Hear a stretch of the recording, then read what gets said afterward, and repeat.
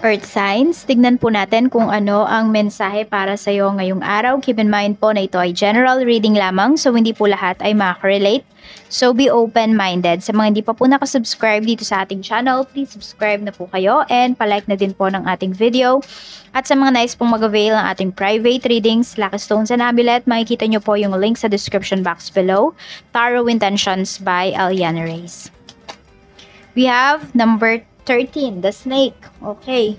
So, mag-ingat kayo dito. Hindi ko alam kung nasa fault line ba yung bahay ng iba sa inyo. For some of you, pwede rin dito na hindi ko alam kung talahib ba yung likod ng bahay nyo or hindi ko alam. Basta parang pwedeng napupuntahan ng mga ahas or ng mga insekto. So, mag-iingat po kayo.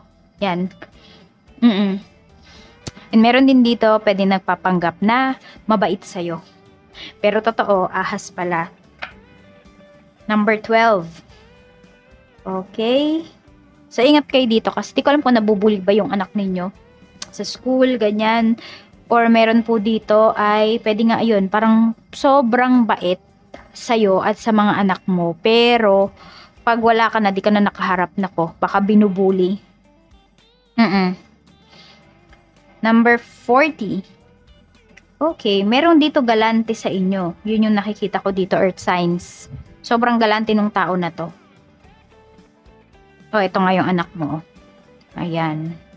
So, di ko alam kung mother-in-law mo ba to. Meron kasi dito, parang sinisiraan kayo sa inyong mga anak. Ayun, malayo pala yung iba sa inyo. So, meron dito, may naninira po sa connection mo sa anak mo.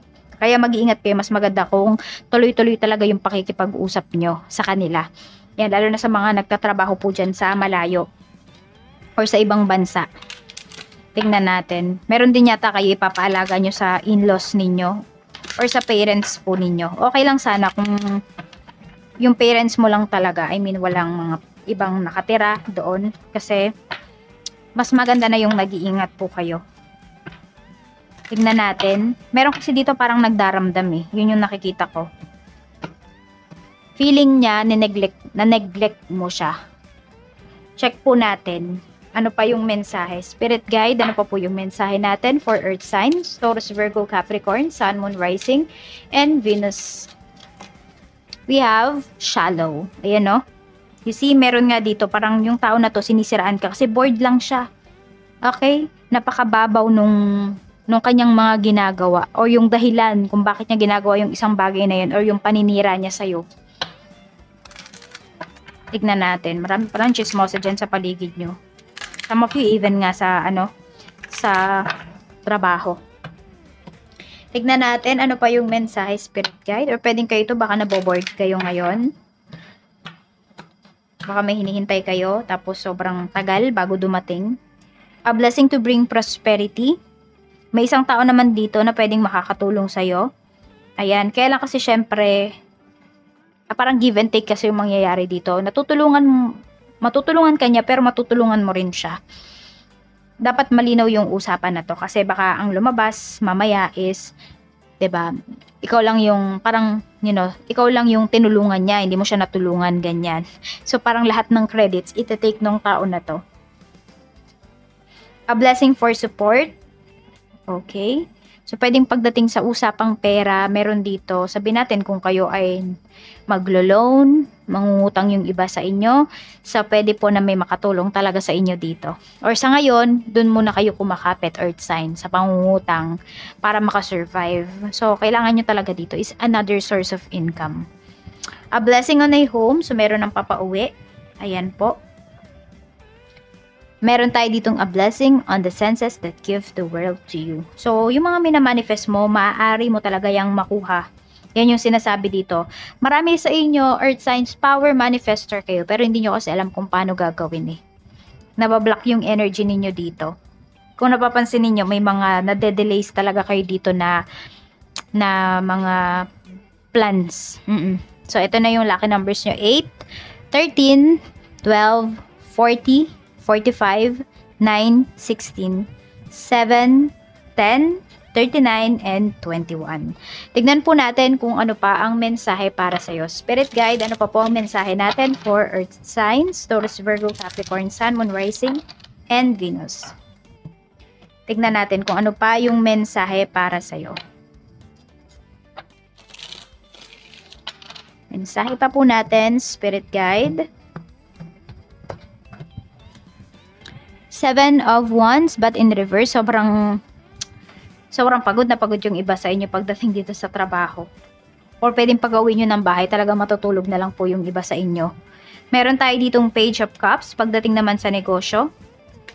Tapos, the Emperor. Ayan. So, control lang talaga ang kailangan ninyo dito pagdating sa inyong negosyo. And ang dami nang naku-curious sa negosyo ninyo.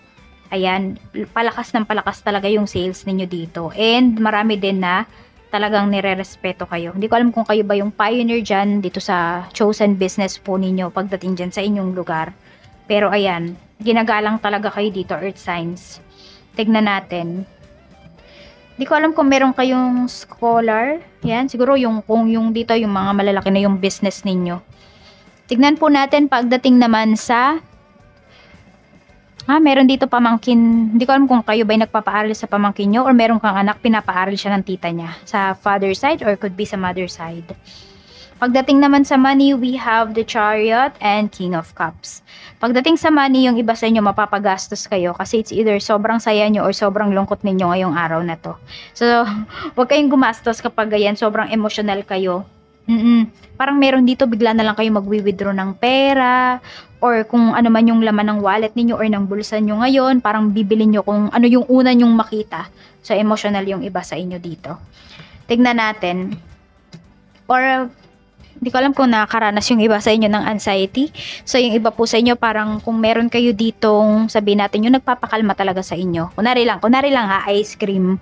Tapos, yun, parang bibili nyo yung, kunwari, 1K yung nasa bulsa ninyo or nasa wallet ninyo. Talagang ibibili nyo siya ng, halagang 1K na ice cream. Ganun po, yung iba sa inyo. Nagkakaroon kayo dito ng nagiging impulsive buyer yung iba sa inyo.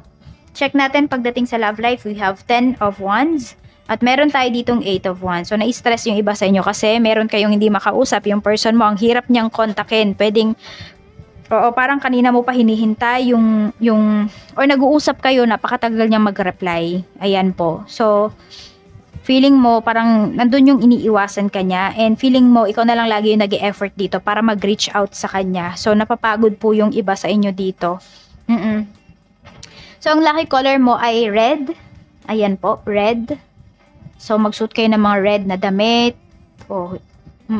Para ma-attract ninyo is blessings. So, ayan lang po. Maraming salamat, Earth signs. Mag-iingat ka always. Enjoy the rest of your day. Bye-bye!